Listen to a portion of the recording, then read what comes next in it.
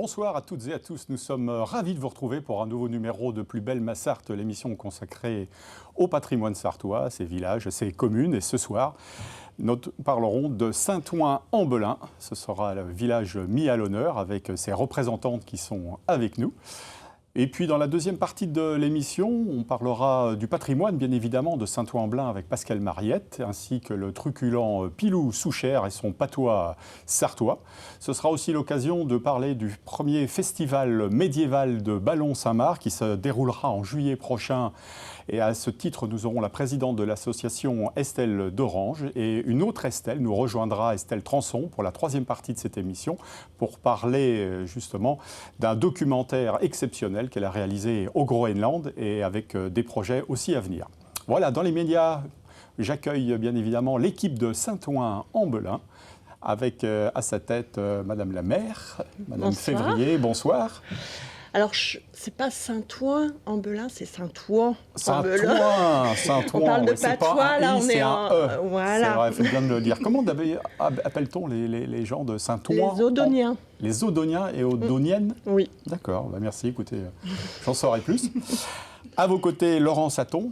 Non, juste en face, Laurent Saton, voilà. Qui est vannière à Saint-Ouen-en-Belin, avec Bonsoir. Le Brin-d'Osier. Voilà, Bonsoir. Atelier Brin-d'Osier. Atelier Brin-d'Osier, bienvenue. Et Evelyne Bulto, qui est présidente de l'association Famille Rurale et qui viendra nous parler des animations qui ont lieu aussi sur Saint-Ouen-en-Belin. Oui. Alors, puisqu'on parle de cette commune du Sud-Sarthe, on peut dire que c'est le deuxième couronne peut-être du Mans. Deuxième couronne du Mans, oui, tout à fait. C'est ça, puisqu'on est à combien de kilomètres à peu près? Une vingtaine de kilomètres. On met 20 minutes pour aller à la gare Sud. Oui, d'accord. Voilà. Ouais, c'est quand il n'y a pas de travaux. Aux portes du Mans. Oui. Ça veut dire justement qu'il y a beaucoup de gens ou des gens qui travaillent sur le Mans. Il y a beaucoup d'actifs sur le Mans. La plupart des gens vont sur le Mans travailler. C'est ça. Combien d'habitants alors à Saint-Ouen? Alors 1347. Un effectif assez stable ou il y a alors on fait partie des communes qui ont continué à progresser un petit peu. Voilà. Et puis on a encore eu beaucoup de naissances cette année, l'année dernière. Alors un peu moins cette année effectivement. Mais pour le moment encore, on bénéficie de nouveaux arrivés. Alors, comme je le demande souvent, pourquoi? Qu'est-ce qui fait bon vivre à Saint-Ouen-en-Belin plus qu'ailleurs? Quels sont les atouts, on va dire, de votre commune? Je pense qu'en fait, on est encore une commune rurale, tout en ayant l'attractivité du Mans qui est pas très loin. Ouais. Ça reste une commune village, en fait, plus qu'une commune dortoir. Ouais. Et puis, alors, on va en parler, mais on a encore la chance d'avoir des petits commerces qui sont très actifs. Ouais, quand vous parlez de village, effectivement, on pense tout de suite au commerce.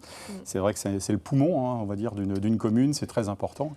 Qu'est-ce que concrètement comme commerce? Boulangerie? Alors, en fait, on a 2 commerces dont la commune est propriétaire. Ouais. L'épicerie qu'on a rénovée et agrandie il n'y a pas très longtemps, donc Épiphanie qui gère. Et on a l'Odonien, qui est un restaurant traiteur. Qui lui aussi a été relancé ou est reparti de l'avant il y a quelque temps? Il y a eu un incendie il y a quelques années, enfin il y a 3 ans maintenant peut-être, voilà, le temps passe vite. Et du coup, on a rénové et agrandi ce commerce. Ouais. Donc ça, ce sont les 2 commerces qui appartiennent à la commune. Et à côté de ça, on a une coiffeuse qui est installée depuis plus de 25 ans maintenant, je crois. Et on a un commerce aussi qui n'est pas dans le bourg, qui est C'est bon, c'est bio. Voilà, une petite boutique, comme son nom l'indique, qui est plus axée sur les communes bio. Ouais. Elle fait aussi des activités, Blandine. Et on a une boulangerie qui a été... ça a été compliqué quelques fois, là, et ça a été repris il y a maintenant peut-être 3 ans par un des boulangers d'Écomois. D'accord. Donc le pain n'est pas fabriqué sur place, mais on a des vrais produits artisanaux. Ouais. Donc, voilà. Donc on a un maintien forcément de nos personnes âgées sur place et ça c'est important. Oui, bien sûr. Les défis d'une commune, vous connaissez bien, de par votre activité personnelle d'ailleurs aussi. Est-ce que vous vous rendiez compte de la tâche qui incombait justement à un maire, puisque vous êtes élu depuis 2020, vous avez découvert, on va dire, des choses en plus, vous vous êtes dit waouh. Moi, effectivement, j'ai souvent l'habitude de dire que contrairement à plein de maires qui arrivent et qui découvrent l'ampleur de la tâche, moi j'avais cette chance, et c'est d'ailleurs pour ça que je suis allée, je me suis présentée, j'avais cette chance de connaître déjà l'envers du décor. Ouais. Parce que vous travailliez déjà dans cette même commune ou dans d'autres communes ? Ah non, on ne peut pas travailler dans la commune où on est élu. Oui. Mais avant Non, je n'ai jamais travaillé à Saint-Ouen. Ça a toujours été un choix de travailler justement en dehors de la commune où je réside. Ouais. En fait, je travaille dans des communes. Voilà, la dernière, c'est Saint-Marc-d'Outillet. Je fais un clin d'œil à mes collègues qui tenaient absolument à que je le fasse ce soir. Non, c'est vrai que en fait, mon métier m'a aidé dans mon rôle de maire, puisque une réunion à la préfecture ou le dernier décret lu, en fait, on le lit. Enfin, voilà, il sert pour les deux collectivités. Alors, ça a été un vrai atout dans mon rôle de maire. Là, on est en direct ce soir, bien évidemment. Nous sommes au mois de mars, c'est la fin aussi de votre mandat. Est-ce qu'avec le recul, vous dites vous êtes satisfaite du travail accompli par votre équipe, parce que c'est aussi un travail d'équipe. Je crois que ça aussi, c'était un vœu et un souhait que vous aviez dès le départ, vu les chantiers qu'il y avait à réaliser sur la commune, notamment. Alors, c'est surtout un travail d'équipe. Il ne faut pas s'imaginer que le maire décide et fait tout seul, c'est pas vrai. C'est un travail d'équipe au niveau des élus. Moi, j'ai vraiment eu la chance, on a eu une équipe petite, parce qu'on n'est pas nombreux, mais très très soudés au niveau du bureau municipal où on travaille, où tout le monde a travaillé avec acharnement, et ça je tiens à les remercier. Et puis les conseillers municipaux qui siègent dans les commissions et communales et communautaires, mais en fait c'est pas que ça, c'est aussi les agents d'une collectivité. C'est ça. Et là, souvent je dis attention de ne pas oublier les agents d'une collectivité. Là, le changement, en fait, faut se dire que c'est toujours inquiétant de la part des agents, en fait, de se dire, on va être comment ça va être géré derrière. C'est important. Est-ce que vous avez aussi, on peut dire que la mairie a un petit peu un rôle d'agence patrimoniale, parce que vous êtes là aussi pour mettre en relation tous les acteurs locaux, quoi. Est-ce que vous avez aussi ce sentiment que, Sur une commune comme Saint-Ouen, en fait, c'est une petite commune, et effectivement, les acteurs, les actifs d'une commune sont les présidents d'associations, sont les élus, sont les agents et les commerçants. Voilà. Et effectivement, tout le monde interagit sur la commune. Voilà. Vous parlez des associations, beaucoup justement sur la commune ? Beaucoup d'associations dans le sport, dans les loisirs, les personnes âgées, vous l'avez dit tout à l'heure, notamment aussi. On a du sport, on a du foot, du vélo, de la gym, dont Evelyne parlera après, mais on a aussi effectivement de Génération Mouvement. On a une association de protection des oiseaux. Il y a l'ASAEC qui est en fait un club canin. Voilà, il y a pas mal d'associations. Et puis, ce qui fait aussi la vie d'un village, c'est l'école. Et on a une association des parents d'élèves qui est très active. D'accord.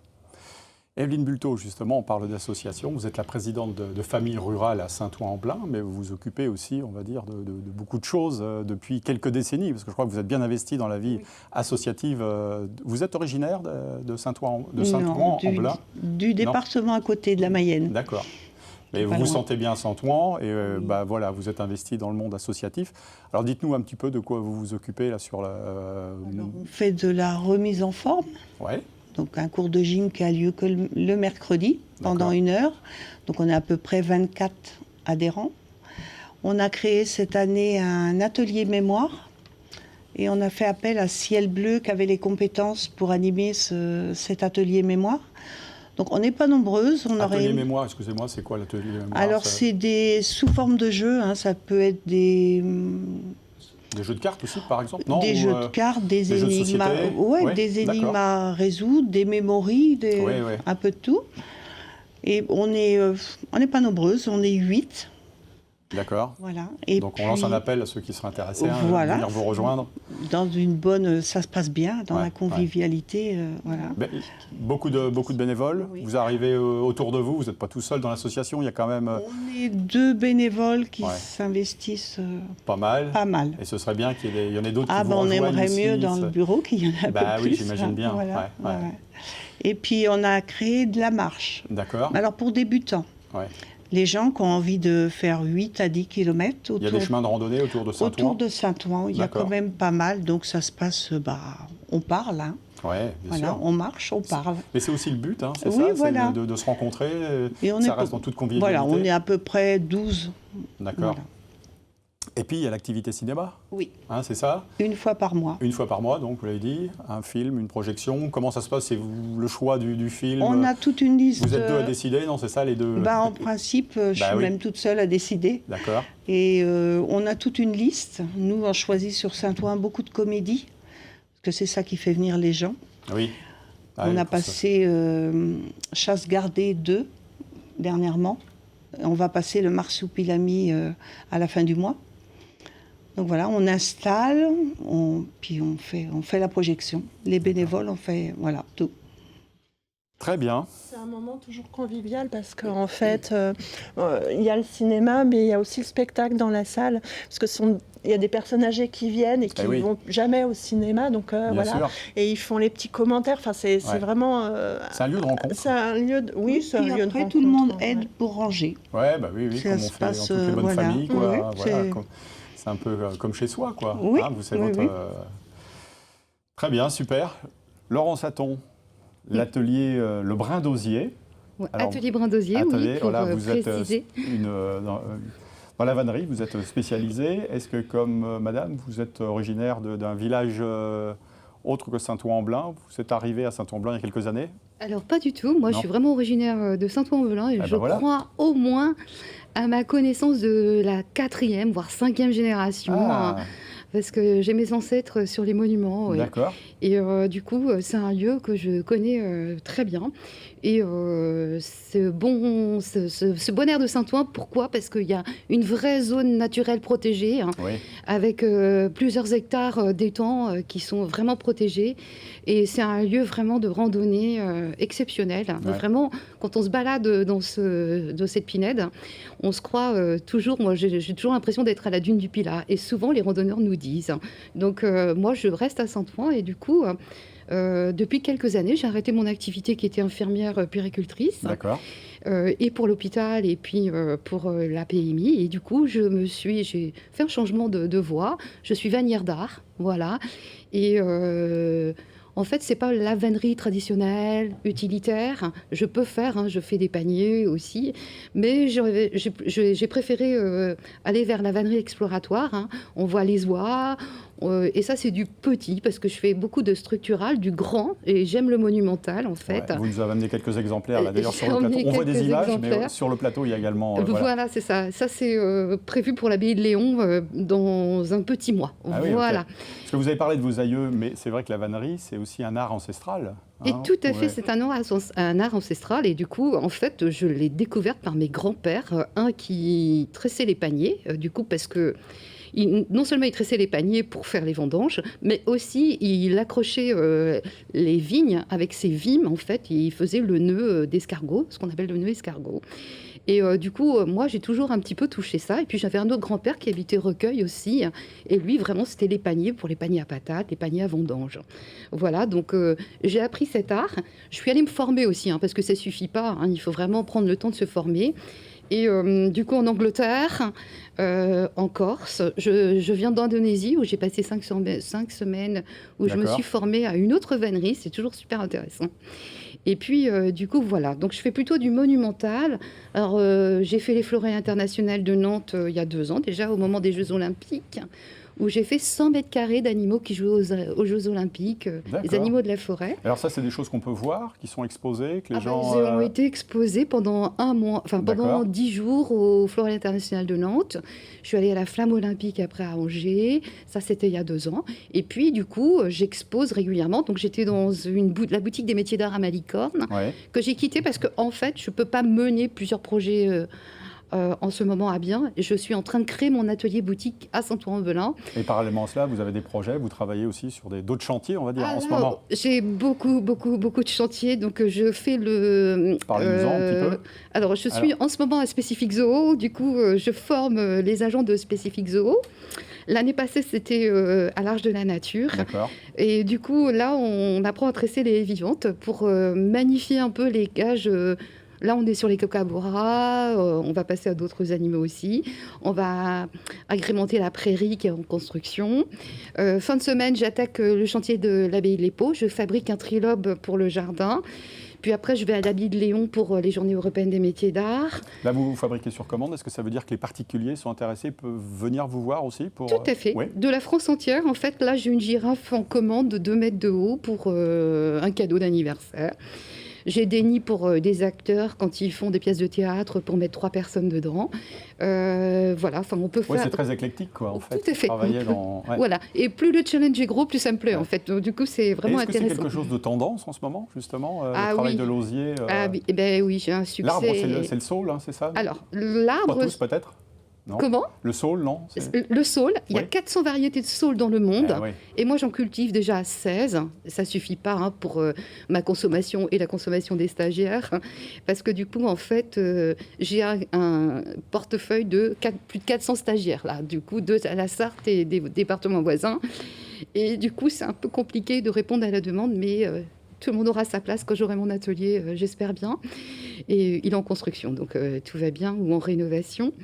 Et du coup, là, le Graal un peu cette année, c'est que je vais au concours international de la vannerie en Pologne. Du coup, j'ai été sélectionnée, c'est cool.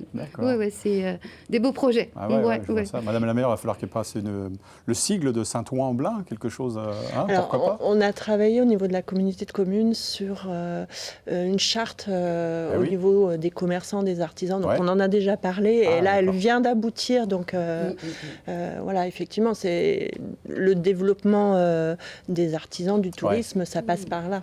Laurence parlait des chemins de randonnée, c'est effectivement un des atouts de la commune aussi. Donc, c'est vrai que Saint-Ouen-en-Velin, c'est une terre d'inspiration forcément pour vous, avec la nature. On le voit à travers les choses que vous présentez là et qu'on a vu en images. Le bestiaire, c'est un peu mon credo quand même. Hein, voilà. Et du coup, il y a aussi un autre événement qui va être super important là, vers octobre, c'est Entre cours et jardin, où du coup, j'ai aussi fait plusieurs maquettes là, du coup, qui ont été validées.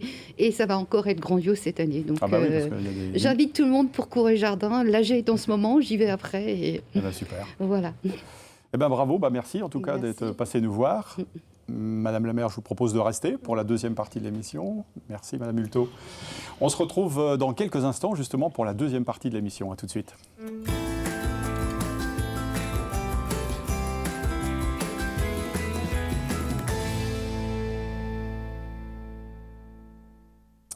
De retour sur le plateau de Plus belle Massart, où il est question ce soir de Saint-Ouen-en-Velin avec sa mère, Madame Février, qui est restée avec nous pour parler et partager le patois avec Pilou Souchère. Bonsoir, cher ami. Bonsoir, cher Bruno, et bonsoir à tout. Estelle Orange est avec nous. Bonsoir. Bonsoir. Vous êtes la présidente du comité d'organisation du festival médiéval de Ballon-Saint-Marc, qui se déroulera au mois de juillet prochain. On en parlera tout à l'heure. Et Pascal Mariette, bien évidemment, pour revenir sur le patrimoine de Saint-Ouen-en-Velin, où visiblement il y a pas mal de choses. Il y a beaucoup de choses à Saint-Ouen, il y a des choses intéressantes et classées d'ailleurs, donc deux choses classées. Donc j'ai pris la tenue, excusez-moi parce que j'ai une petite crise d'allergie tout à l'heure, je préfère le dire. Donc si j'éternue, ne vous étonnez pas. Et donc j'ai mis mes endives Warhol du printemps. Et donc Saint-Ouen-en-Velin, à Belin, Belin, il y a le château de Belin. Alors Belin, c'est un petit peu à l'extrémité nord-est de la commune, mais j'ai mis 2 feuilles cadastrales où on voit que d'abord ça s'appelait Blin, Il y a beaucoup de blins d'ailleurs encore. Et on voit qu'il y a un petit arrondi là sur la parcelle 247. On voit qu'il y a un petit arrondi. Là, il y avait un château qui a disparu. Alors, on est certainement sur une ancienne motte castrale. J'en ai parlé pendant très longtemps dans les émissions. C'est-à-dire une motte et un château dessus. On retrouve un autre. Alors, il y avait le cadastre de 1813 et 1858 où on voit il y a quelques ruines, mais on nous montre souvent, on confond beaucoup. J'ai mis une petite photo aussi en couleur, où là qui est la réalité, donc c'est ruiné. Voilà, ici. C'est une photo qui a été prise dans un livre qui s'appelle Le Floïque. Aujourd'hui, il ne doit plus rester grand-chose. Je ne suis pas allé voir, mais toujours est-il, c'est les restes d'un château. Et cette gravure qui est souvent représentée, c'est une erreur. C'est le château qui est au sud de Bordeaux, qui s'appelle à Belin, commune de Belin. Il y avait aussi un château en ruine, mais ce château en ruine, c'est là où serait né Aléonore d'Aquitaine. Ça, c'est tout à fait autre chose. Donc, ne pas confondre avec le château de Belin, je casse un peu les légendes, dans le Bélinois, donc à Saint-Ouen en Ni la biscuiterie. Hein. Ni la biscuiterie, effectivement. Donc, si vous voyez cette gravure, elle a été éditée d'ailleurs dans la commune de Belin, dans le 33, et en Gironde. Et donc, ça ressemblait à peu près à ça, de toute façon, le château de Belin. Et puis, ensuite, je voulais vous parler de la place. On va commencer par la place du bourg, parce que c'est particulier. Alors ce soir, c'est planche cadastrale, et on prend donc le cadastre de 1858, où vous voyez que l'église, regardez, il y a une église, puis on tourne autour. Et puis, il y a eu un incendie. Cette église, à la fin du 19e, elle brûle. Et donc, regardez, une place s'est formée là où il y a l'église, et l'église, on l'a reconstruite en 1901, là, juste à côté de la mairie, là voilà, à l'écart. Et ce qui fait qu'on a une place assez étonnante. C'est une des seules communes de la Sarthe où on a une belle place centrale, rectangulaire, c'est presque comme la place de la République au Mans, et où on a aligné ensuite des maisons, alignées à la place. Et les maisons qui ne sont pas alignées, qui sont un petit peu en recul, c'est les maisons les plus anciennes. Et donc, il y a une tresse. Donc, il y a la mairie qui n'était pas la mairie au départ, bref, et le presbytère. Et il y a cette maison, surtout, je vais faire ce petit signe, qui est un ancien logis, on dit peut-être un relais de poste, on ne sait pas, qui a été très bien restauré. Donc, j'aime bien montrer la restauration. Regardez, il y a un petit clocher, il y a une petite cloche en haut, il y a un petit campanile qui est au-dessus. Vraiment, ça a été restauré avec soin. Donc, c'est à féliciter. Et sur cette place, c'est bien, il y a la fameuse église dédiée à Saint-Ouen, qui a été reconstruite en 1901. Saint-Ouen, c'était un saint homme, mais surtout qui est né au 7e siècle et qui a été évêque de Rouen. Mais il viendrait du patronyme, alors du patronyme écossais, Evan, Ewen, Evan, enfin bref, je ne sais pas comment on le dit, Ewan. Et donc, c'est vraiment presque du breton. Donc, ce saint figure ici. Dans la Sarthe, il y a plusieurs Saint-Ouen, et on en retrouve aussi en Angleterre et dans tout l'ouest de la France. Si on rentre à l'intérieur, il y a la plaque qui permet de voir la consécration de cette église qui était en 1901. Et sur les noms de la plaque, on a trouvé d'abord l'évêque, qui était M. Marie Prosper de Bonfils de l'époque, le maire de l'époque, M. Jamin. Il y a beaucoup de Jamins dans les Bélinois. Dans le Bélinois, il y a beaucoup de Jamins, c'est amusant. Et puis l'architecte, qui est Pascal Vérité. C'est quelqu'un qui a beaucoup sévi dans la Sarthe, il a restauré beaucoup de châteaux. C'est lui à qui on doit, par exemple, la flèche que je raserai moi personnellement à l'église du Pré au Mans. Mais voilà, c'est quelqu'un qui a refait une église, mais dans une certaine unité. À l'intérieur de l'église, on trouve cette plaque funéraire qui a été saccagée malheureusement à la Révolution, parce qu'il y avait deux visages au-dessus, qui étaient les seigneurs d'Averton, qui ont été seigneurs de la commune, mais qui ont été enterrés dans l'ancienne église. Mais quand on a récupéré cette plaque de l'ancienne église pour la mettre dans la nouvelle église, et donc les seigneurs d'Averton, Averton, c'est une commune dans le nord de la Mayenne, Nord-Sarthe quasiment, hein, après Saint-Paul-le-Gaultier, entre Saint-Paul-le-Gaultier et Vilaine-la-Juelle. À l'intérieur, on a vraiment une église qui est dans une unité totale, puisqu'elle a été reconstruite entièrement. Et il y a de jolis éléments. Vous avez dû voir la chaire qui était tout à l'heure sur le côté. On va la revoir. De très beaux vitraux. Ça a été vraiment décidé. Voilà la chaire en pierre. Donc on a vraiment quelque chose de très 20e siècle, début 2000, enfin fin 19e, début 20e, mais vraiment une unité parfaite. Alors, il y a aussi quelques éléments architecturaux. Il y a cette tribune à l'entrée de l'église. Et puis, il y a aussi une petite statue d'un Christ roi qui est 19e, lui aussi. Et donc, évidemment, avec son globe, et puis qui tient dans la main, et une couronne. Alors, il y a certains chrétiens qui n'aiment pas trop voir un Christ roi. C'est toute la discussion entre le Christ roi et l'humilité du Christ. Ensuite, 4e endroit, c'est la Poissonnière, qui est un magnifique manoir. Alors la Poissonnière, c'est à la sortie du bourg en allant sur le nord, c'est une propriété privée, mais qui a été classée monument historique en 1977. C'est un de ces magnifiques manoirs qui ont été reconstruits. Alors là, bizarrement, au moment de la guerre de 100 ans, mais surtout terminé donc au XIVe siècle, et qui a été fini au XVIe siècle. Alors, on va s'avancer un petit peu. Devant, il y a des douves, en fin de compte, qui étaient complètement entourées. Il y avait des communs. Il y avait un colombier qui a disparu. Regardez, c'est prestigieux. Hein, c'est vraiment un bâtiment. Alors, les anciens propriétaires ouvraient le jour des monuments historiques. Aujourd'hui, je ne sais pas. Ça vient juste de changer. Ça vient de changer de propriétaire. Voilà. Effectivement, l'ancien propriétaire rénovait tout. Et Pascal avait beaucoup travaillé avec, justement. C'était vraiment intéressant. Donc, à voir la suite. Quelques petits détails architecturaux. Je vous propose donc les fenêtres qui sont là, des fameuses croisées, donc devant, vraiment au XVIe siècle. Ensuite, je vous propose une ouverture certainement d'un petit lieu qui devait être une chapelle derrière. Et puis une porte avec l'escalier en vis que l'on voit derrière, très joli escalier. Et puis à l'intérieur, il y a même une peinture du XVe siècle que vous pouvez admirer. Joli site. Alors si ça ouvre aux Journées du patrimoine, n'hésitez pas à vous y rendre. Et puis autre site, le site classé, alors là il n'y en a pas 36 000 en Sarthe, c'est le site classé de Clairefontaine. Alors c'est une protection, c'est à la fois une ZNIF, zone naturelle d'intérêt écologique, floristique et faunistique. Bravo. Et donc voilà le classement. Le classement remonte, c'est Laurent Fabius qui a signé le classement en 1985. C'est un des premiers classements en site classé puisque les Alpes-Mancelles sont sites classés, mais le classement remonte qu'en 95, 10 ans plus tard. Et puis au Mans, par exemple, le jardin d'horticulture est un site classé. Juste en quelques mots, quand vous faites des travaux, eh bien, ça doit passer devant la commission des sites en préfecture. C'est pas rien. Et c'est super. Pour moi, il n'y a pas assez de sites classés dans ce département. Pour moi, il faut toujours plus de classements pour garder la nature en son état. Donc c'est composé de landes, de forêts, de jolis bois. Et puis surtout d'un magnifique étang. Regardez l'étang là qui est à gauche, que l'on va découvrir, l'étang de Clairefontaine, où il y a une faune incroyable à un certain moment. Et une faune incroyable, et chaque soir, chaque matin, plein de photographes en fait, qui sont à l'affût de... Des animaux qui... des oiseaux comme... C'est vraiment un espace où les oiseaux migrateurs viennent et on peut les observer. D'accord. Voilà. Amis randonneurs, vous pouvez partir de l'étang, il y a une balade qui revient au bourg, voilà. C'est le chemin de la Rousière que je propose d'emprunter. Donc vous voyez, vous avez des boucles de randonnée. Donc n'hésitez pas, en ce moment c'est un peu boueux, la photo a été prise la semaine dernière, mais n'hésitez pas à faire ce parcours. Vraiment, il y a vraiment des choses à voir à Saint-Ouen-en-Blanc. Parfait. Le chemin de la Rousière, ça fait partie des choses qu'on a mis en place là, lors du mandat. En fait, ce chemin, il est utilisé par les Odoniens depuis toujours. Or, c'était un chemin privé. Donc nous, on s'est attaché à en racheter une plus grande partie. Tout n'est pas encore propriété de la commune.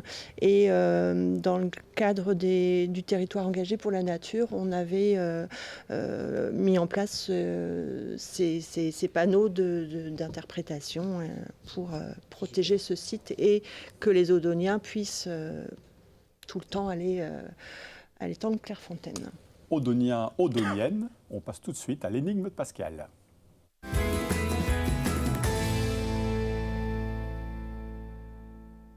Il y a un autre saint, il n'y a pas que Saint-Ouen qui a été mis à l'honneur dans votre commune. Il y a eu plusieurs chapelles, des petites chapelles partout. Et là, il y a Saint-Mamère ou Saint-Mamé, Mamé ou Mamère, on le voit avec un S sur certaines cartes. Donc, Saint-Ouen-en-Blanc, il y avait la chapelle de la butte Saint-Mamé au 5e siècle. C'est vraiment très près de la place que je vous ai montrée tout à l'heure. Un endroit un peu étonnant où il y a une carrière aujourd'hui.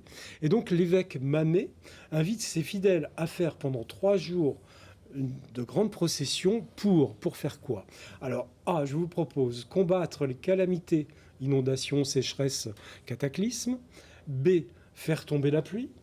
C, se protéger au printemps des gelées tardives. Ou D, avoir de bonnes récoltes. Bon. Alors, à savoir que Saint-Mamé est un des 3 saints des saints de glace. Les saints de glace, il y avait Saint-Mamé, Saint-Pancrace et Saint-Servais. Madame la maire, vous savez, vous, vous connaissez la réponse. Vous avez une petite idée? Si on parle de Sainte-Glace, j'imagine que voilà. La réponse c'est ça. Moi aussi, je crois que ça. Estelle, vous avez une petite idée aussi? Oui, avec les Sainte-Glace, oui. Ah ouais. Pilou? Ouais, j'aimais bien la A quand même. Ah, monsieur Roland. Ouais, je sais pas. Je sais pas, combattre les camarades. Pascal, tout le monde a raison. Tu as gagné, c'est là. Parce bravo, bien vu. C'était combattre les calamités parce que vraiment, les gens, il y a eu des périodes, surtout à la période au 5e siècle, etc., où il y a eu des cataclysmes, des tremblements de terre. Il y a eu des tremblements de terre dans la Sarthe au 8e siècle, etc. Mais c'est surtout à partir du 9e siècle que dans toute la Gaule, on faisait ces processions à Saint-Mamé pour se protéger. On va reprendre avec le réchauffement climatique, je pense, les processions, parce que c'était inondations, tempêtes, etc. C'était vraiment tout ce que les dégâts que faisait le mauvais temps. C'était quel jour? Alors, juste après l'Ascension, les 3 jours après l'Ascension. Voilà. Merci Pascal. C'est l'heure du patois, parce que du côté de Saint-Ouen-en-Bolin, on parle aussi en patois. On cause bien le patois, oui, par le Saint-Ouen. C'est pas le su. Donc une petite série de mots et d'expressions à utiliser dans le quotidien, sans modération bien évidemment, pour toutes et toutes. Nous sommes toutes oui. Les 100 millions de Sartois qui nous écoutent, bien évidemment. Donc je vais commencer par la première, après ma mère va dire les suivantes, on va tourner un petit peu. Alors le cheval était arroutiné à revenir tous ceux. Je pense que le cheval était habitué à revenir tout seul. C'était ça. C'était Arroutiné qui nous intéressait ce soir et qui était joli quand même, au lieu de dire effectivement habitué. Il reprend la route. Arroutiné. Et puis la routine aussi. Ok. Alors suivante. Alors le suivant. Madame Février, si vous voulez bien. Il n'est pas trop dur à dire. Je pense bien qu'il est savant, il a été aux écoles. Voilà. Alors, il était aux écoles faciles. Le savant, alors on l'utilise pour qui ou c'est ça, c'est instruit. C'est ça, on dit savant chez nous. Ok. Donc c'est important quand même qu'on le dise. Alors ensuite. Ça c'est fait en un virement. En un virement, oui. J'en rien vu. J'en rien vu. J'ai Jon. Ah, c'est pas Jon. J'en rien vu. Alors ça c'est. Donc ça s'est fait en un virement et j'en rien vu. Ça s'est fait vite fait puis j'ai rien vu quoi. Non. En un instant. En un instant, d'accord. Ok. En un virement, c'est en un instant.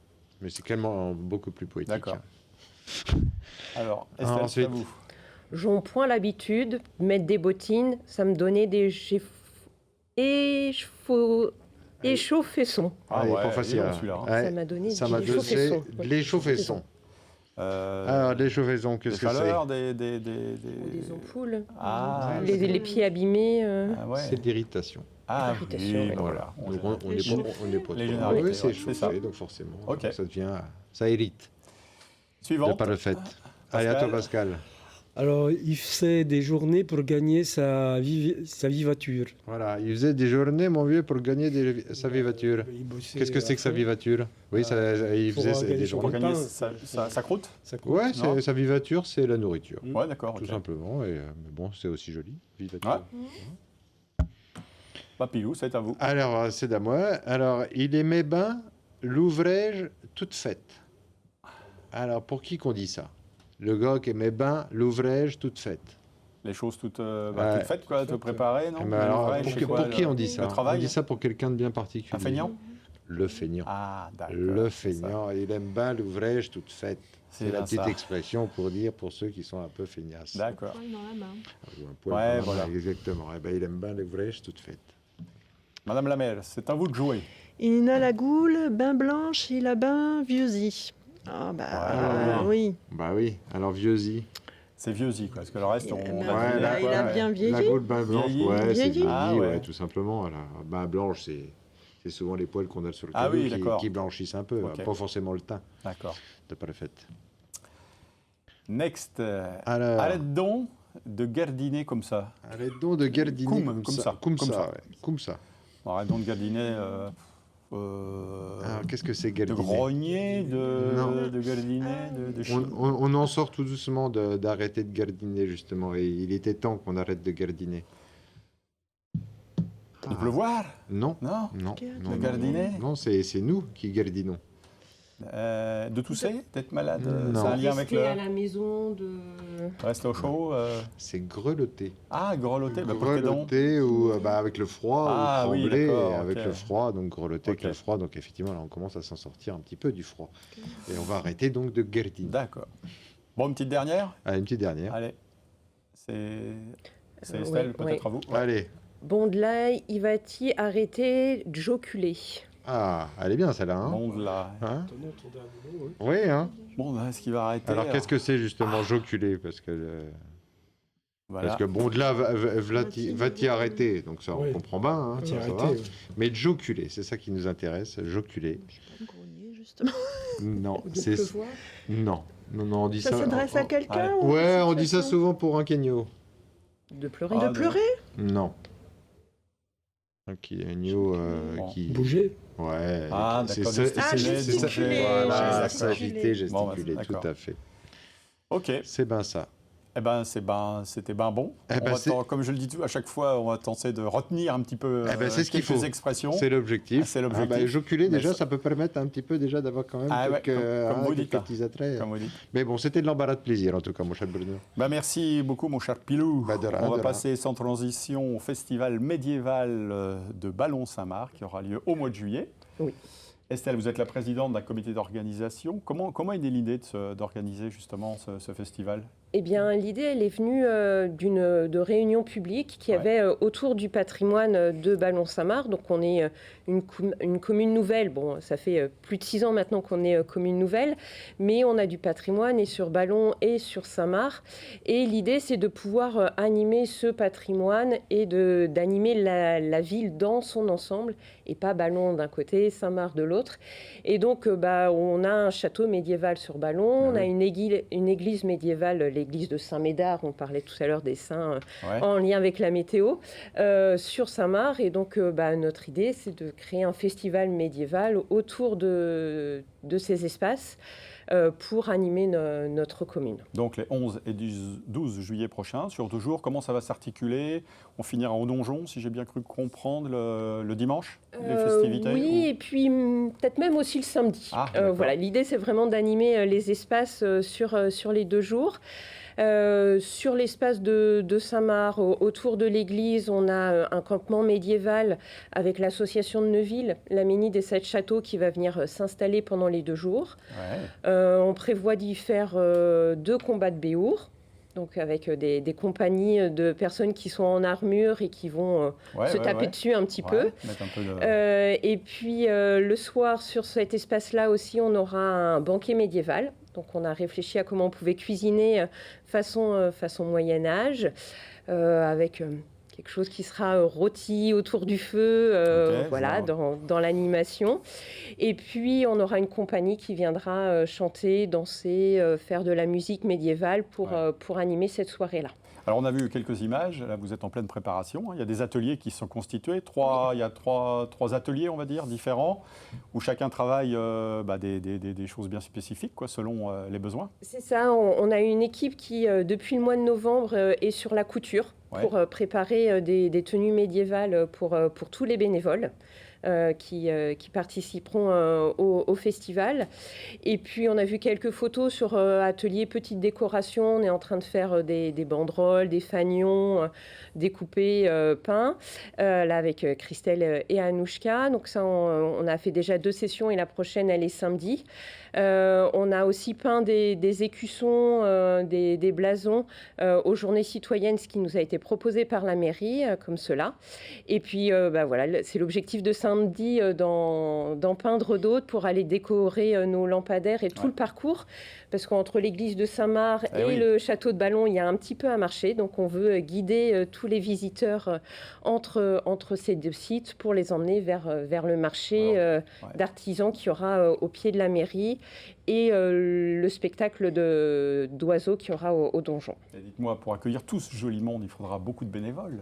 Combien vous avez tablé? Parce que j'imagine que tout ça est déjà calé. Presque. Presque. Voilà, on va avoir un autre AG jeudi, on va en reparler. Mais niveau restauration, on est bien et on va chercher encore du personnel pour justement guider des bénévoles pour guider les gens tout le long du voyage, animer encore quelques stands. Je pense qu'on sera entre 60 et 100 bénévoles pour accueillir tous les visiteurs, tous les ballonnais qui voudront participer à ce festival qu'on veut le plus familial possible. Il sera gratuit. Oui. Ouais, donc on cherche encore des soutiens, des mécénats. Pour boucler le budget, quoi. Pour boucler le budget. On a fait aussi quelques animations au tout début, nous, pour gagner un peu en trésorerie et essayer de s'assurer de l'autofinancement pour démarrer. On essaye de travailler avec les AT, avec les travailleurs handicapés sur la commune, avec le foyer d'hébergement qu'on a, avec les écoles, avec le collège. De toutes ces choses, vous allez parler jeudi, parce qu'on est mardi, et jeudi prochain, je crois que c'est l'Assemblée Générale, justement. Voilà, on fait l'Assemblée Générale avec... Et puis j'ai cru voir que le 7, c'était aussi, vous réunissiez pour élaborer un blason. Alors le logo blason, il nous a déjà été dessiné par une habitante qui, passionnée par le dessin, a repris les couleurs du blason d'origine de Ballon et nous l'a un peu actualisé. Et puis oui, l'idée c'est de peindre, de le décliner plusieurs fois pour décorer la ville. Et puis, on a aussi une autre équipe de bénévoles qui est partie sur décorer la ville pour essayer de cacher plusieurs éléments un peu trop modernes. Et puis, qu'on se fasse un petit peu de pub là, dans les prochains mois en construisant d'autres tours ou l'esprit château aux entrées de la ville pour que dès que les gens passeront...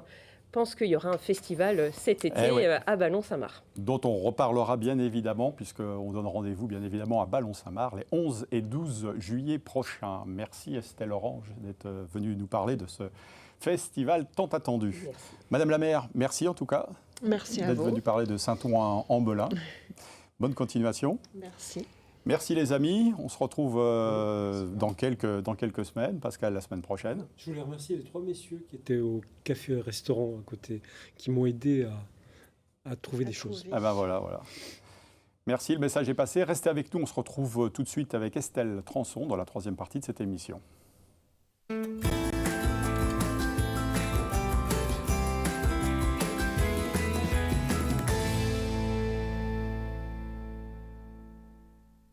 On se retrouve avec Estelle Transon, qui est une chanteuse, pianiste et depuis 2024 exploratrice, puisqu'on est là pour parler d'un documentaire, Estelle, que vous avez réalisé en 2024 et qu'on a pu voir sur grand écran le mois dernier.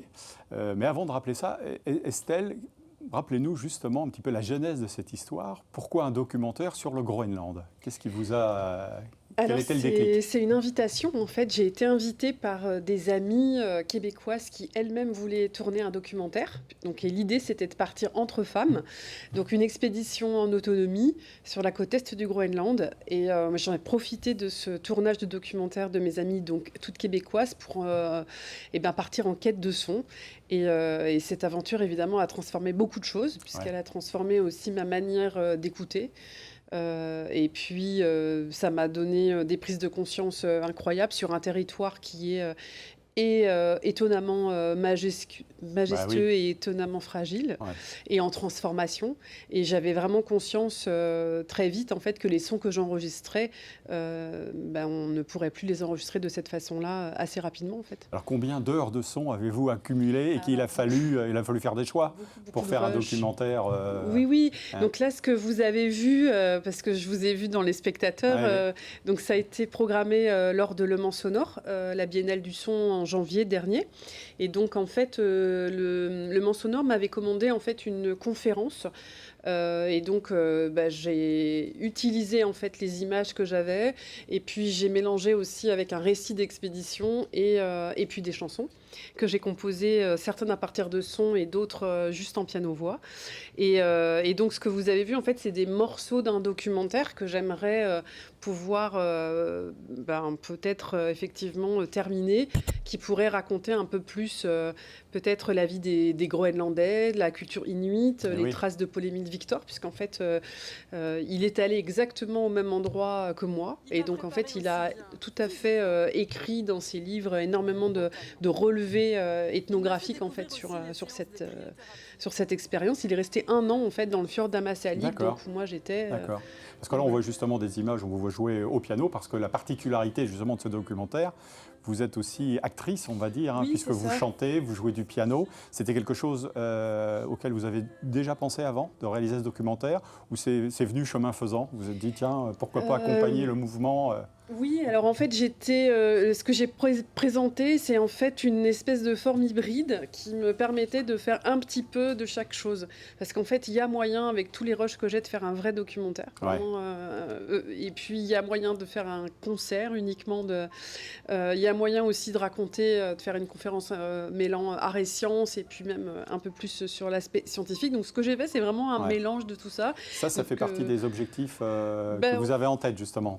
J'aimerais bien développer chacune des choses. Oui, parce que là, il fallait faire des choix, bien évidemment. C'est un peu frustrant, j'imagine. Oui, parce que j'avais beaucoup de choses à dire. Et puis, bon, là, je pense que les spectateurs ne s'ennuient pas, parce qu'en fait, entre les images, les chansons, le récit, les petites anecdotes de vie quotidienne, je pense que, en tout cas, c'est les retours que j'ai. Les gens me disent, et alors, pour ceux, justement, parce que c'est vraiment original, façon de présenter, comme moi qui ai eu la chance de le voir le mois passé, où vont-ils? Où est-ce qu'on va pouvoir redécouvrir ce doc?